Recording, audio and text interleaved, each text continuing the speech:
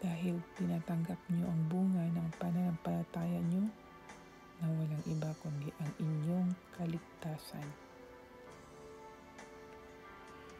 Ang kaligtasang ito ay pinagsikapang saliksikin ng mga propeta noon.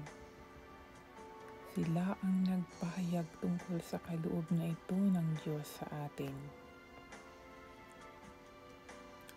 Ipinahayag na sa kanila ng Espiritu ni Kristo na nasa kanila na maghihirap siya bago parangalan. Kaya patuloy sa pagsasaliksik ang mga propeta noon kung kailan at kung papaano ito mangyayari. Ipinahayag din sa kanila na ang mga bagay na ipinaalam nila ay hindi para sa ikabubuti, kundi para sa atin.